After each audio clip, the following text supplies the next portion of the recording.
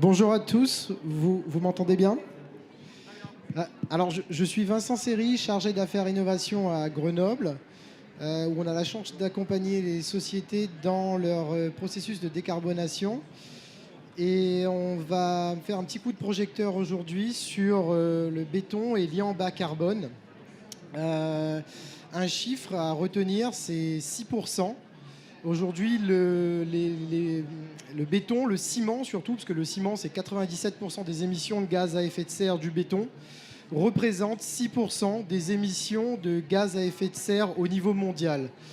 Autrement dit, pour remettre en perspective ce chiffre, pour montrer comment il est important, si les producteurs de béton étaient un pays, ils seraient le troisième émetteur de carbone au monde. Donc l'enjeu est important et on doit travailler de manière constructive, sans mauvais jeu de mots, sur la décarbonation du béton. On a le plaisir d'avoir avec nous aujourd'hui Philippe Todesco du groupe Comergy et Patrick. Bonjour à tous. Et bonjour. Patrick Rougeau du CERIB, avec qui on va animer cette table ronde.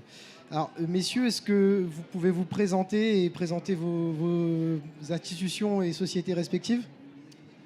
Donc Patrick Rougeau, moi je travaille au CERIB, on est un centre d'études et de recherche, on travaille pour l'industrie du béton.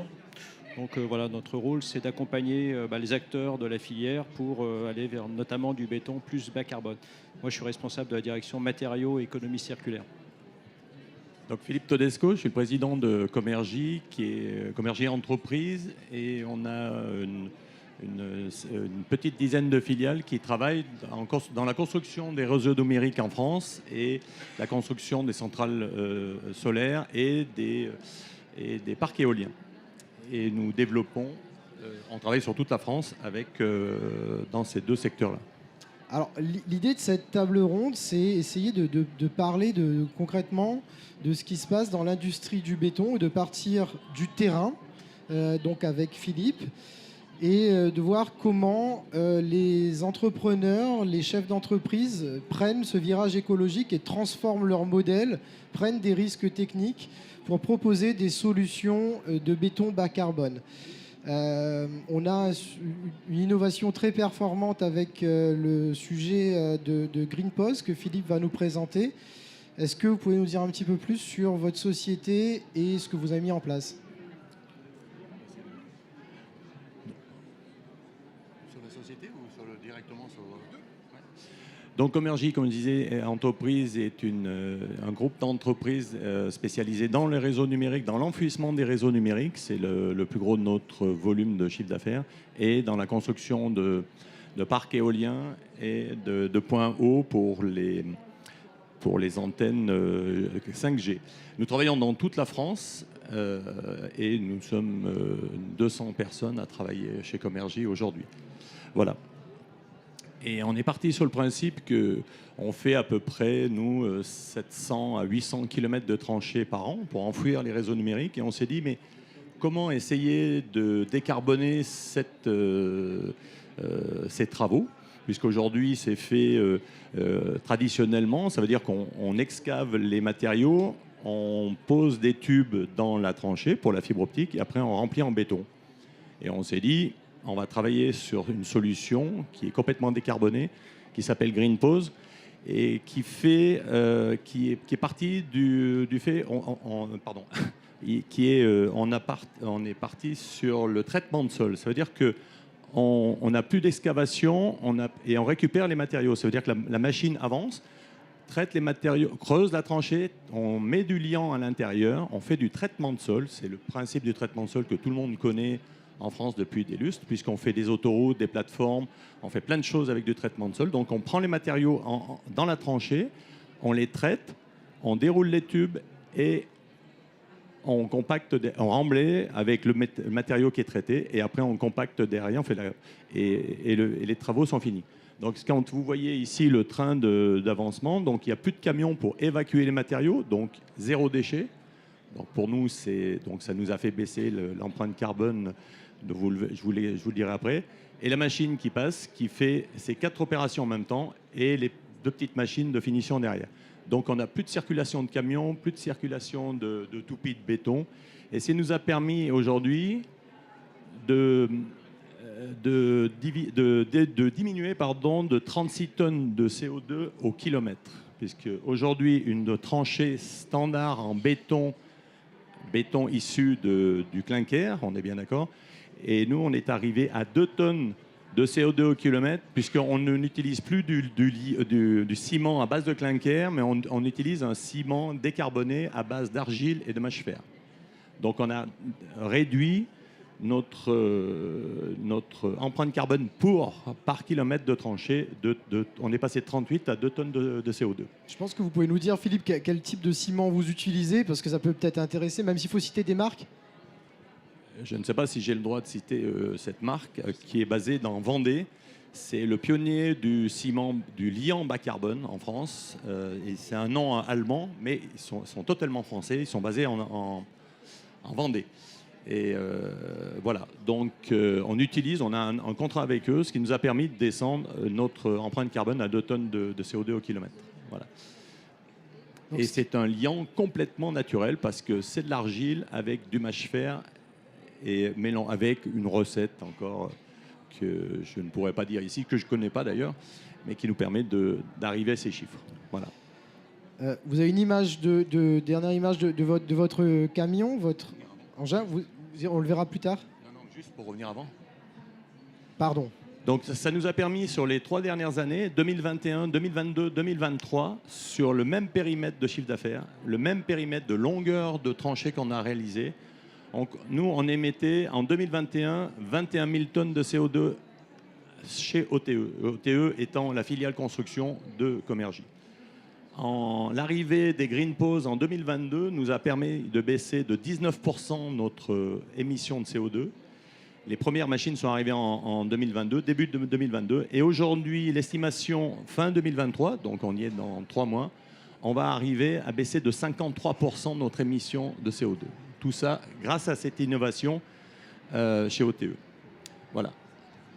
Merci Philippe. Donc, tout ça pour dire que nos entrepreneurs, en fait, ne nous ont pas attendus pour innover et pour faire des solutions bas carbone, puisque Philippe a fait ça tout seul dans sa société. Alors, pas tout à fait, puisqu'on s'est associé à une société italienne qui s'appelle Tesmec, qui est un constructeur de trancheuses. Et je suis allé les voir en 2021 et je lui ai dit, voilà, j'ai une idée, je pense que ça va révolutionner un peu le monde de la tranchée en France.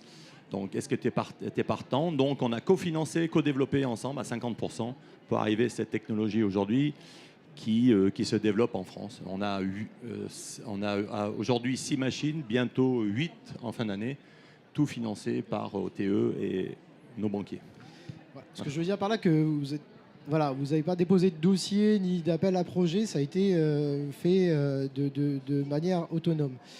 Et bon, pour la transition, aujourd'hui, au niveau des institutions et des établissements à caractère privé, mais qui accompagnent les sociétés, notamment le CERIB, qu'est-ce que vous faites aujourd'hui concrètement pour accompagner les producteurs de ciment, de béton, de solutions dans le TP pour diminuer leur impact carbone?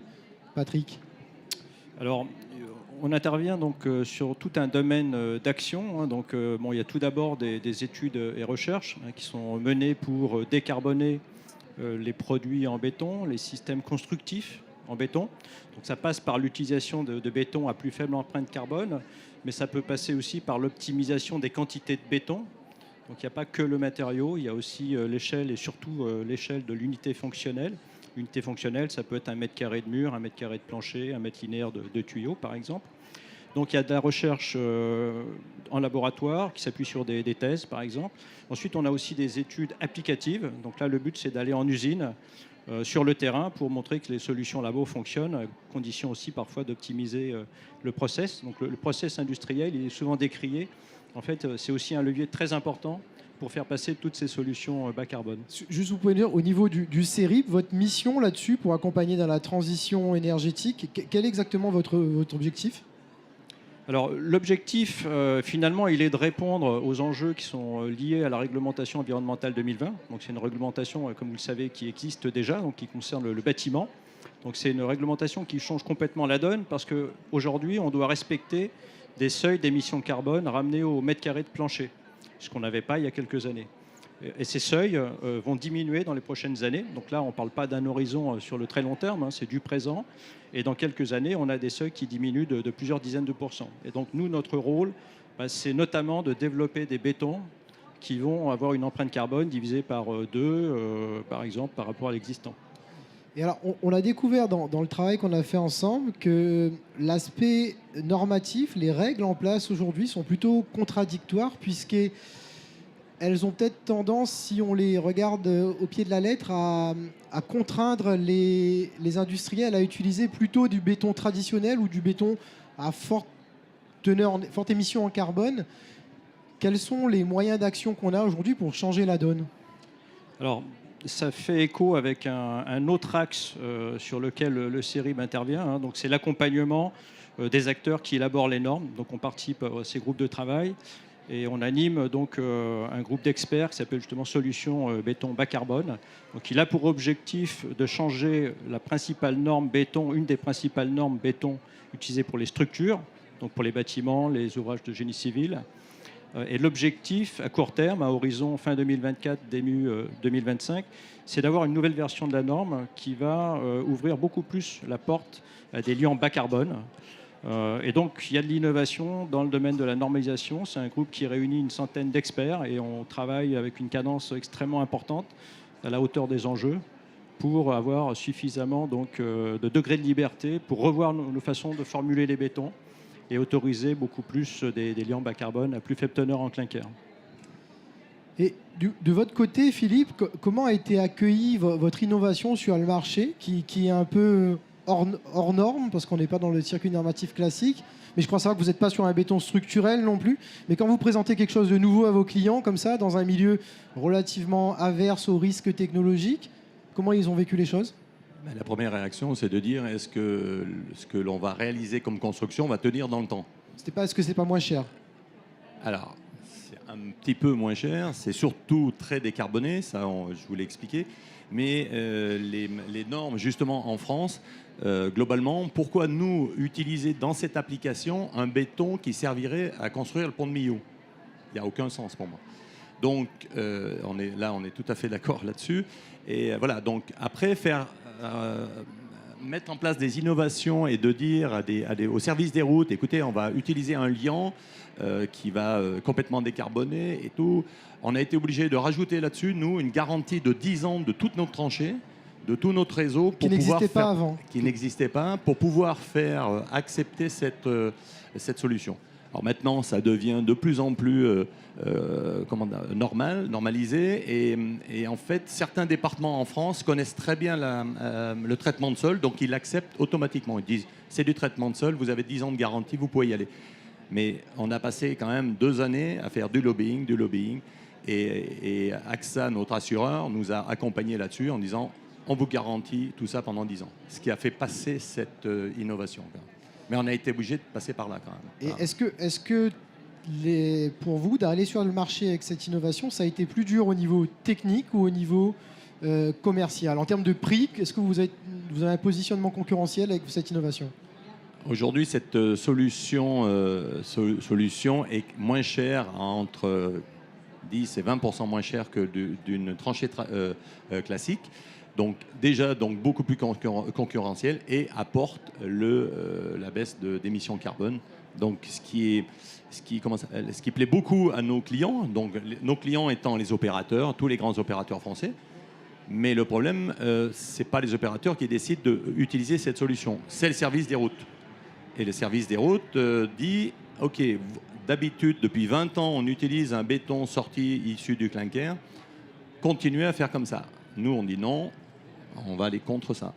Et c'est ce qu'on disait ensemble en disant, et l'idée c'est de faire évoluer la norme pour que la norme baisse en résistance béton pour faire ce style d'opération. Vous voulez ajouter quelque chose, Patrick ? Oui, on est tout à fait, effectivement, on en discutait juste avant avec Philippe. Donc, un des objectifs, par exemple, du groupe d'experts Solutions Bas Carbone, c'est de considérer beaucoup plus le type d'ouvrage.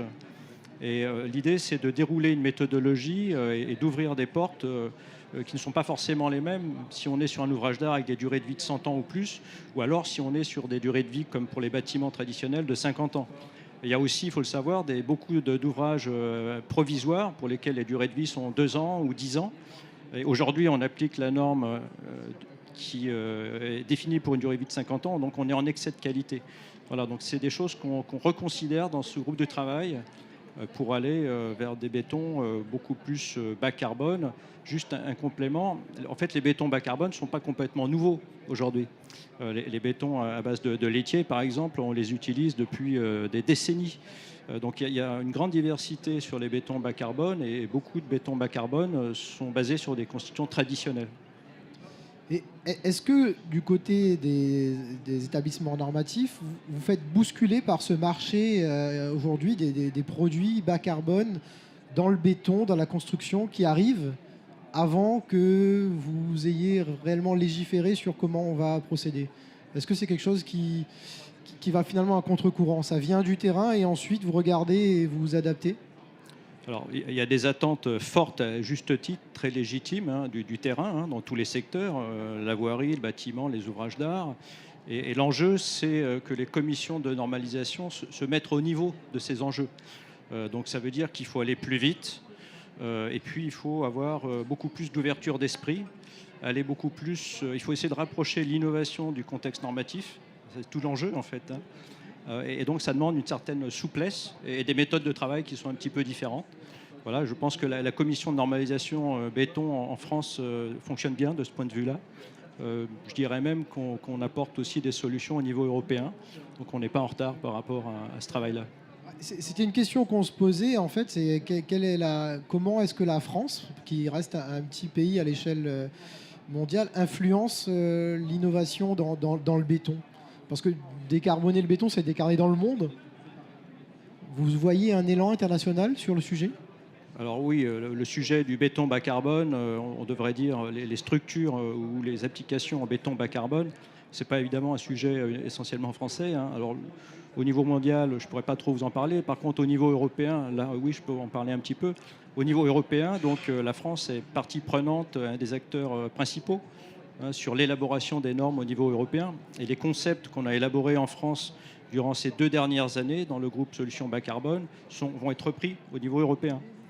Voilà, donc on fait aussi progresser à notre échelle les discussions européennes.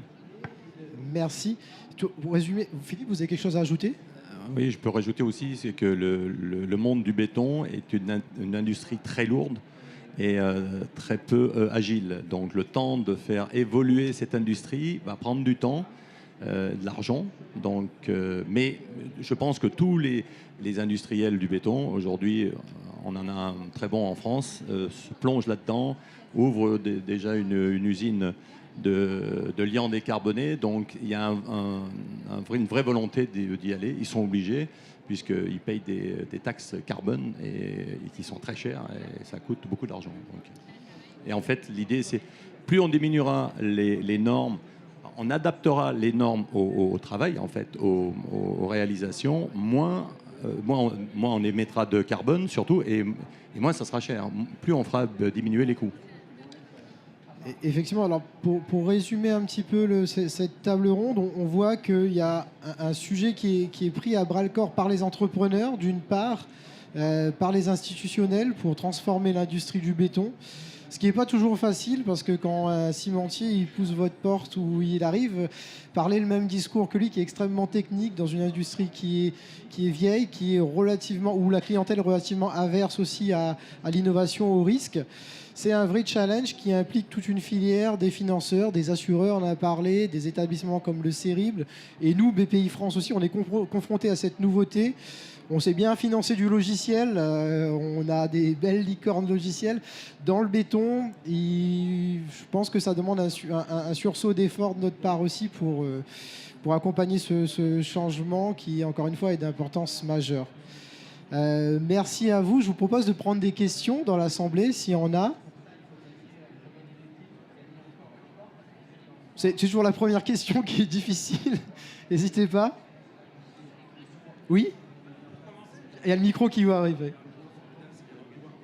Pour commencer, vous mentionnez les ciments bas carbone. Est-ce que vous pouvez nous faire un petit topo des usages pour lesquels on pourrait les appliquer? Parce que là, on en a vu un qui est hyper intéressant. Il y en a évidemment d'autres. Vous avez mentionné les usages structurels. Les ciments à forte teneur décidément en clinker. Est-ce qu'on peut les appliquer? Est-ce qu'on peut les remplacer par des liants bas carbone ou des ciments bas carbone partout? Pas du tout partout. Dans certains usages spécifiques. Ça serait un point de départ intéressant, je trouve. Patrick, je pense que c'est vous l'expert. Alors, comme je disais tout à l'heure, en fait, les liants bas carbone, les bétons bas carbone, il y en a beaucoup qui existent depuis très très longtemps. Donc on les utilise, on sait les mettre en œuvre, il n'y a pas de difficulté particulière. Là, l'objectif pour les toutes prochaines années, ça va être de diminuer la teneur en clinker dans les bétons. Et comment on va procéder? En fait, on va mettre plus d'additions minérales.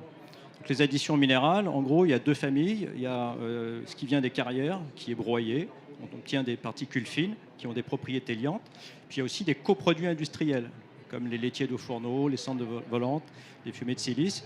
Il y a aussi les argiles calcinées, qui ne sont pas des coproduits industriels, mais qui sont issus de gisements naturels, extrêmement intéressantes. Il y a des pouzzolanes naturelles. Donc voilà, donc on a beaucoup de solutions, en particulier en France, il y a énormément de gisements. Et donc, pour répondre un peu plus précisément à la question, on peut utiliser du béton bas carbone dans la plupart des applications. Bâtiments, génie civil, les applications dont Philippe a parlé. Il n'y a pas de difficulté particulière, il faut simplement optimiser le béton, vérifier un certain nombre de propriétés. Mais un ingénieur qui travaille dans le domaine du béton sait le faire aujourd'hui, il n'y a pas de difficulté particulière. À cela s'ajoute peut-être une famille de bétons dont on n'a pas parlé, mais ce sont les bétons biosourcés. Quelles seraient les perspectives et l'avenir de ces nouveaux bétons qui apparaissent sur le marché? On pense à des bétons faits notamment de bois ou d'autres matériaux issus de filières de recyclage. Alors effectivement, les bétons biosourcés, par exemple, où on remplace le granulat qui vient d'un caillou finalement par un granulat végétal, ça peut être un copeau de bois. Donc ça, c'est une famille de bétons. Donc là, on n'est pas vraiment sur des bétons structurels, où on est sur le niveau de résistance le plus faible.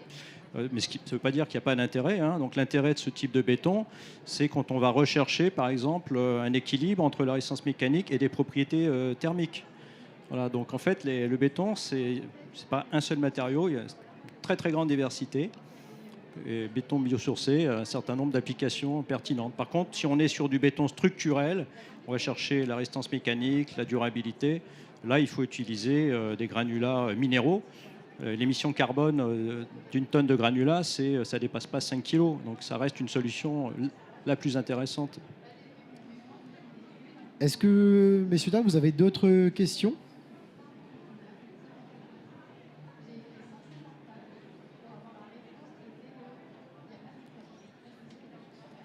Personne? Alors moi j'ai une question. Au niveau du coup on voit qu'il y a l'émergence des bétons avec une forme de liant qui remplace le ciment, notamment le clinker. Est-ce que l'avenir serait d'assembler notamment ces bétons avec des bétons moins structurels pour faire des ouvrages mixtes avec un béton structurel avec des liants bas carbone et par exemple un béton biosourcé? Est-ce que c'est des choses qu'on imagine, qui se font déjà? Oui, il y a des réflexions en cours au niveau notamment de la préfabrication. Donc là, il faut effectivement raisonner à l'échelle de l'unité fonctionnelle, du système constructif. Et on va vers beaucoup plus d'assemblage entre différents matériaux. Donc la mixité des matériaux, c'est une des solutions supplémentaires pour diminuer l'empreinte carbone des ouvrages. Merci Patrick. On peut prendre les questions, il nous reste 5 minutes 50, donc n'hésitez pas. Je pense qu'on a le temps pour une ou deux questions, selon la complexité. Allez-y, je vous en prie.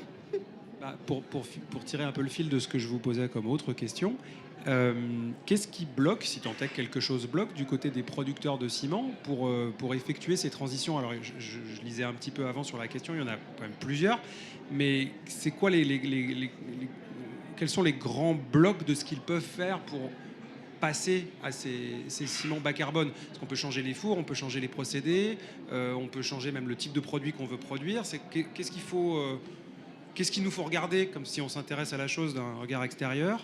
Et est-ce qu'ils sont, deuxième question, est-ce qu'ils sont on track, pardonnez-moi le franglais, pour tenir des objectifs de décarbonation à finalement assez court terme par rapport à la durée de vie de leurs usines? De mon point de vue, il faut 3 choses.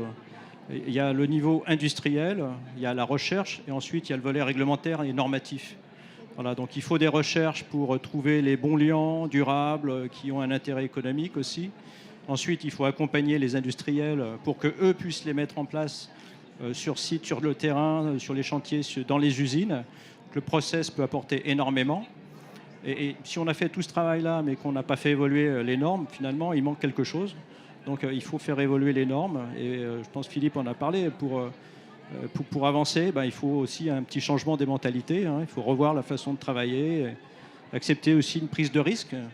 Permettez-moi, je pense qu'il faut aussi une vraie volonté politique, parce que ces industriels, ces bétonniers sont quand même des grands groupes très puissants.